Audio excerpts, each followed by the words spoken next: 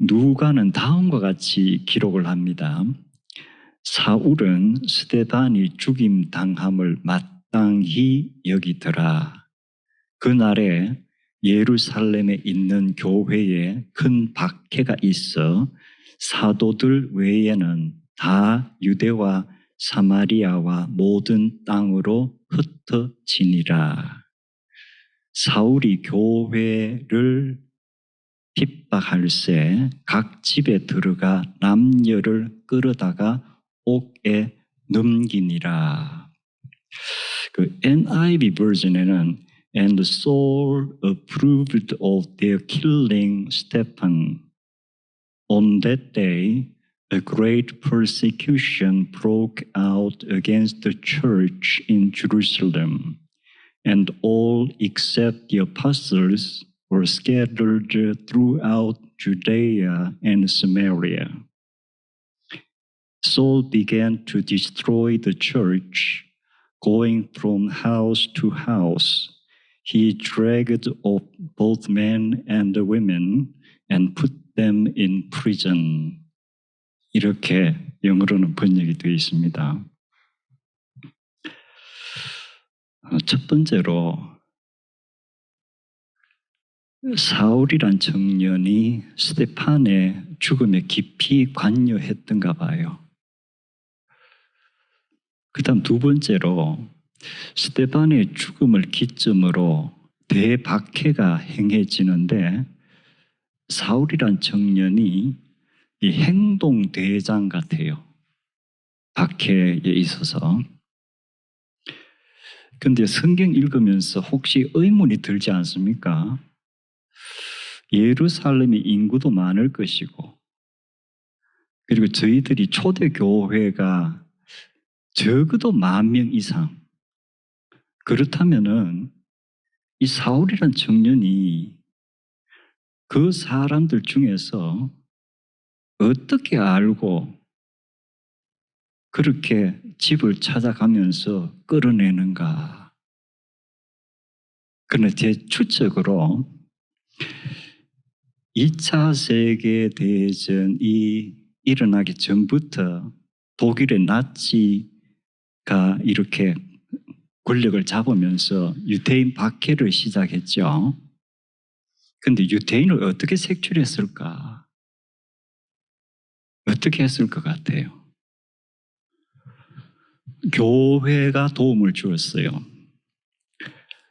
독일의 가톨릭과 개신교 많은 신부와 목사들이 히틀러가 나에게 협조하면은 내가 너희들은 건드리지 않겠다 하는 일종의 서로 어떤 언약이 맺어졌겠죠. 그래서 교회에서 뭘 했겠어요? 교회 세례 명부를 다 넘겨준 거예요. 그 세례 명부에는 뭐가 나오죠? 세례 받은 사람의 자세한 인적 사항이 다 들어있는 거예요. 그것을 보면은 레이스가 무언가, 어떤 인종인가, 어떤 배경인가를 알 수 있는 거예요. 그래서 600만 유대인의 학살에 교회가 참 나쁘게 기여를 많이 했구나. 이 역사적인 교훈입니다. 사울은 이때 어떻게 이 명부 같은 것이 초대교회에 있었을까? 아마 있을 가능성이 있죠. 아마 세례 명부 같은 것도 작성이 됐을 거예요. 어떻게 해서 이것을 입수를 했을까는 미스터리예요. 근데 우리가 성경 읽으면서 이것은 역사적인 사실을 기록한 거기 때문에 어떤 일들이 있었을까 항상 생각해 보는 게 좋습니다.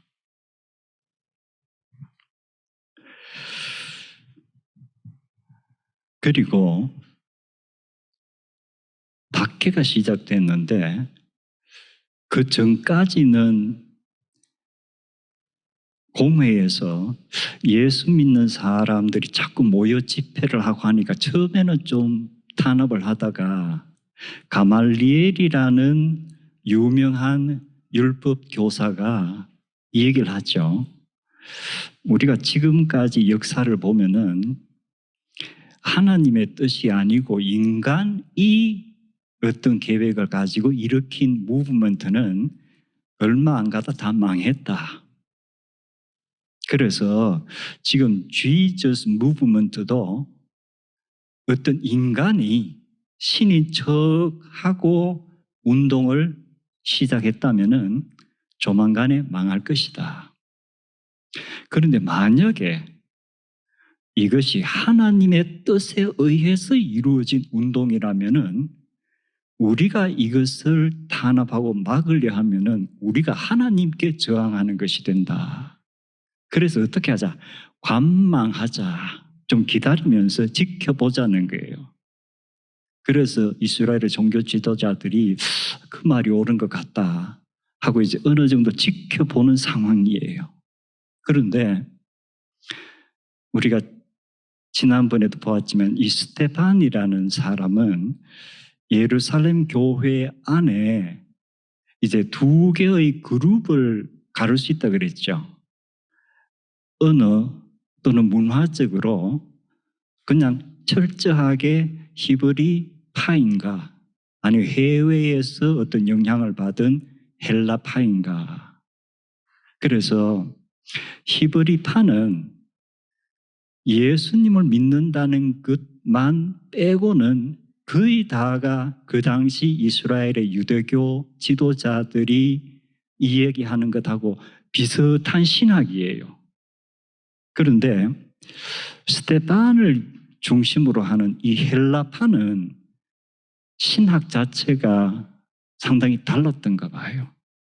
일단 성전에 관해서 이 사람들은 히브리파나 유대 사람들이 중시하는 것처럼 예루살렘 성전이 없으면 절대 안 된다 하는 건 아니었던 것 같아요. 그래서 이것이 바로 박해의 가장 중요한 핵심 요인이라고 성경학자들은 얘기를 합니다. 자, 그렇다면은 제가 방금 읽은 곳에서 사도들 외에는 다 유대와 사마리아 모든 땅으로 흩어지니라 이렇게 누가가 기록을 했는데 그럼 12사도는 예루살렘에 남아 있었다는 얘기죠. 우리가 그냥 이렇게 피상적으로 보면은 정말 12사도가 위대하구나. 죽음을 각오하고 이 집안을 지키는구나. 그리고 다른 성도들은 다 피신을 하는구나. 그런데 역사적인 현실이 그랬을까? 성경학자들은 12사도와 대체로 히브리파 기독교인들은 아마도 사울이 지휘하는 그 박해의 대상자들이 아니었던 것 같아. 그래서 이 사람들까지 억지로 피신할 필요는 없었을 것이다. 그럼 주요 상대는 이제 누구예요? 스테판과 같은 그런 헬라파 사람으로서 성전이 왜 꼭 필요하냐 하는 이런 불경스러운 말을 하는 사람들인데 이 사람들은 다 제거를 해야 된다. 그래서 이 피신을 한 사람들은 주로 헬라파 기독교인들이었을 것이다. 이게 합리적인 추측이에요.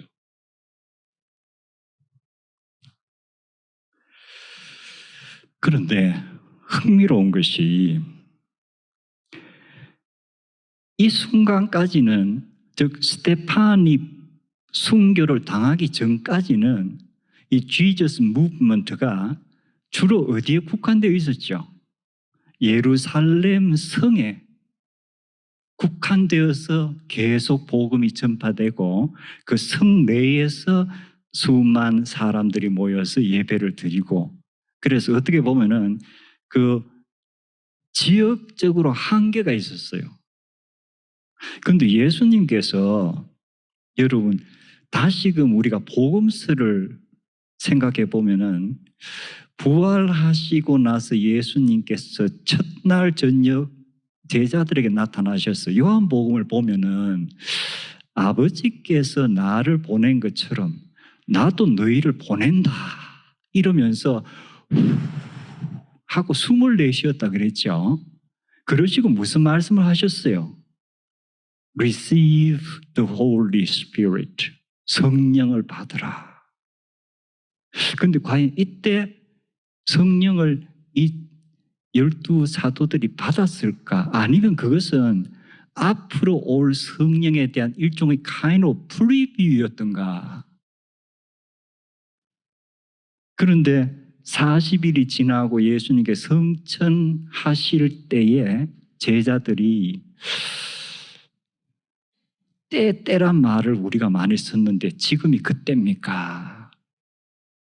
이스라엘이 전 세계를 지배할 그러한 시기가 오는 겁니까? 그래서 예수님께서 뭐라 그러시죠? 그 시기는 너희가 알 바가 아니다. 아무도 모른다.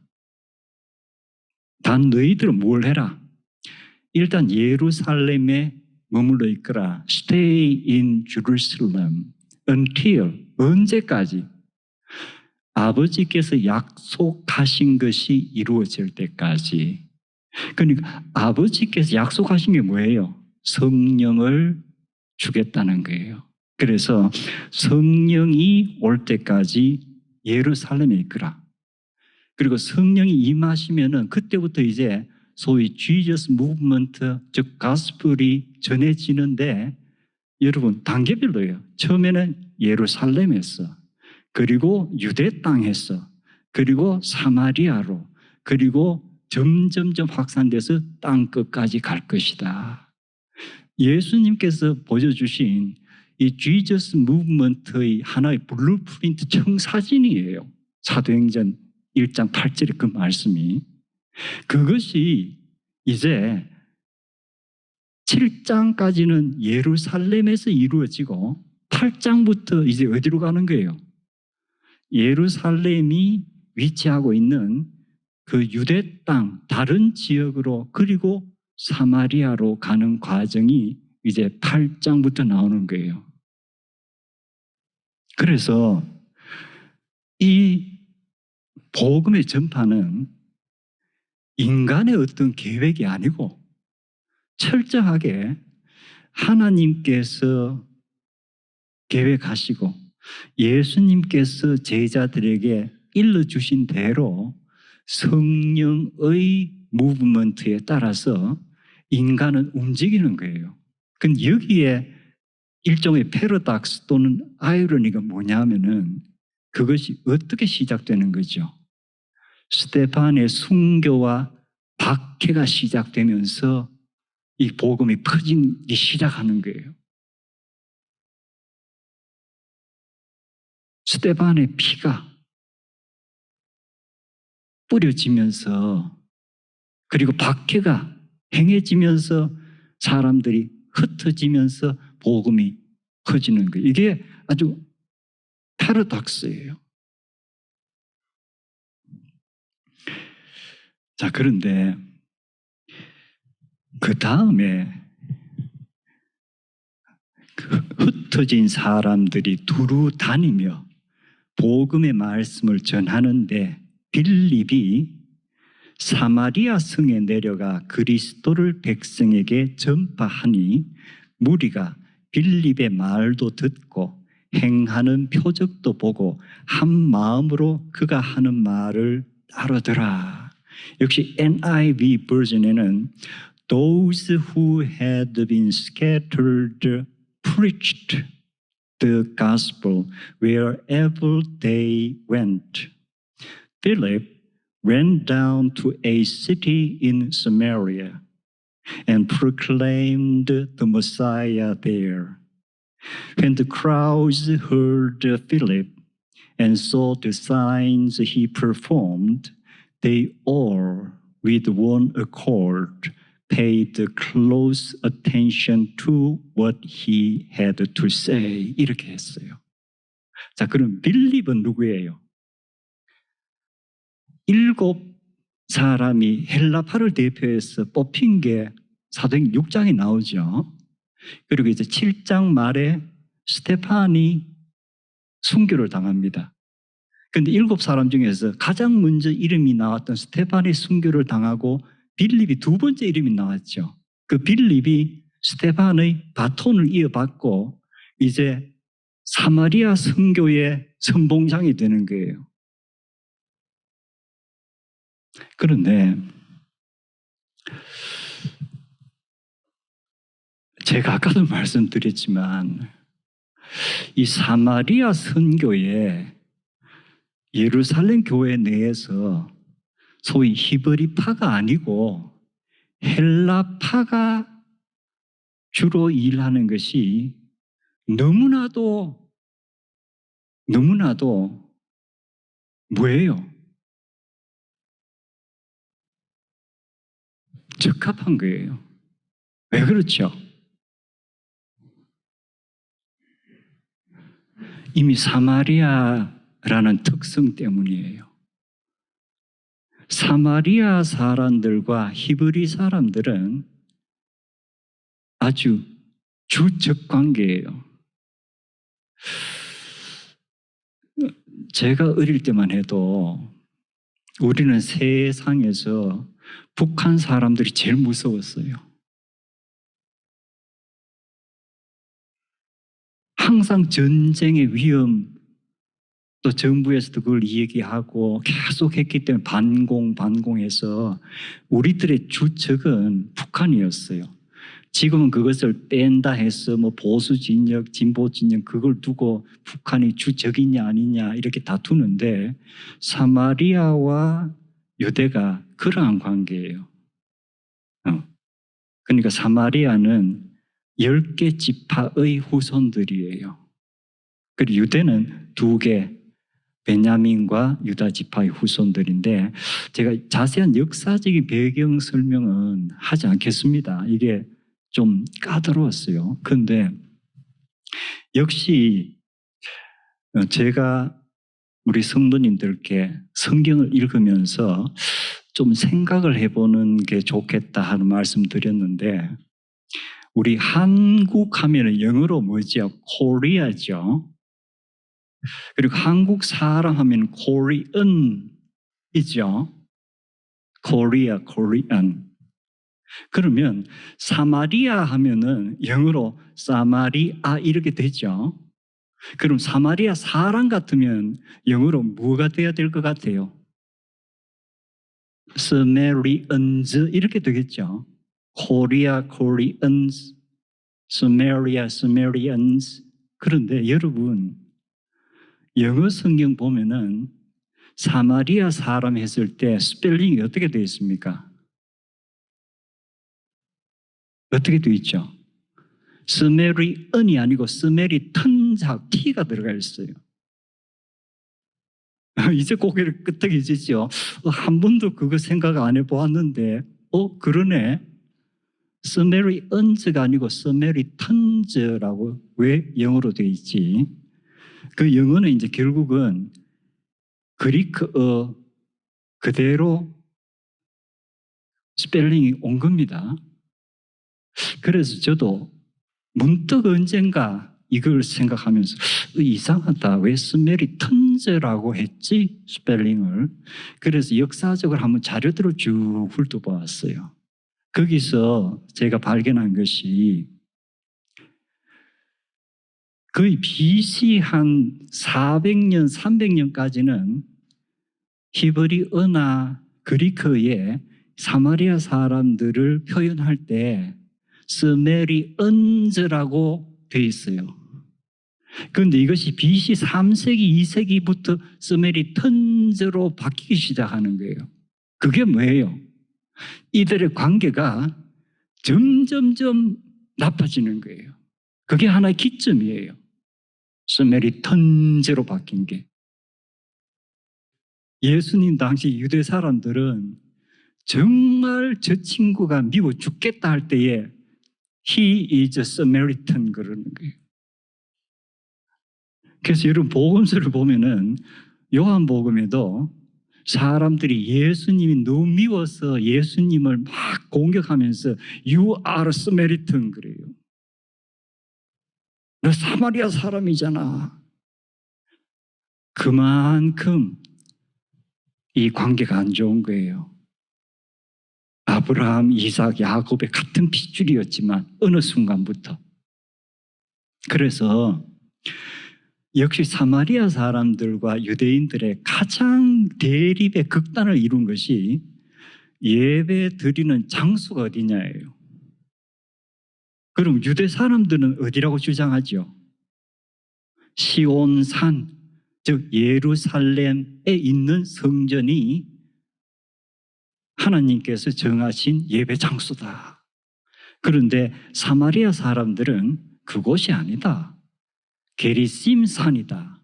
이렇게 해서 하나님을 서로가 같이 섬기는데 어디서 섬겨야 하는가의 장소 문제를 두고 이게 극단적인 대립을 일으키는 거예요.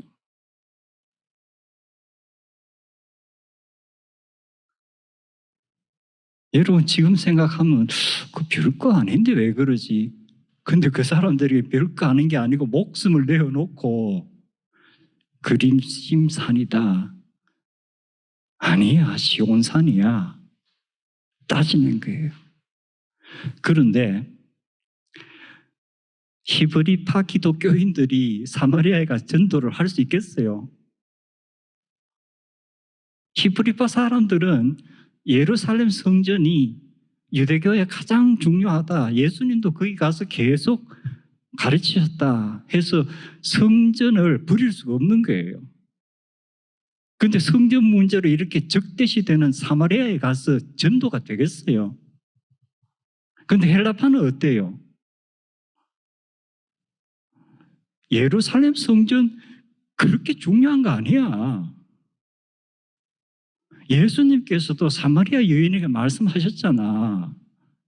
그리심 산도 아니고 예루살렘도 아니고 장소가 중요한 게 아니다. 하나님은 영이시기 때문에 신령과 진정으로 예배하는 예배자의 마음이 중요한 거다. 이제 어느 정도 이렇게 납득이 가세요? 아, 왜 헬라파 기독교인들이 사마리아 전도에 적합한가? 히브리 사람들은 가면 싸움만 하고 오는 거예요.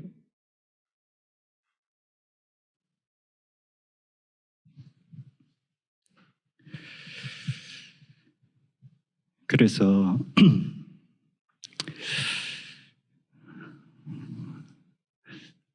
참 하나님이 이렇게 전도 계획을 세우시고 성령님이 역사하시면서 우리가 정말 생각하지 못할 정도로 치밀하게 모든 계획들을 이루시는구나. 때로는 사람이 하는 것 같지만 그것이 과연 사람이 하는 건가? 아니면 사람은 하나님의 크신 계획을 순종하고 그것을 우리의 눈에 보이게 실천하는 하나의 에이전트들인가?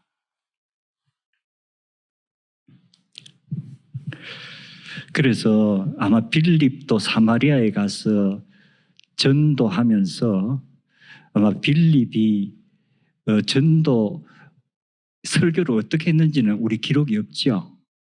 근데 빌립이 설교를 했으면 예수님께서 사마리아 여인에게 하신 이 얘기를 많이 했을 것 같아요. 예수님께서 사마리아에 오셔서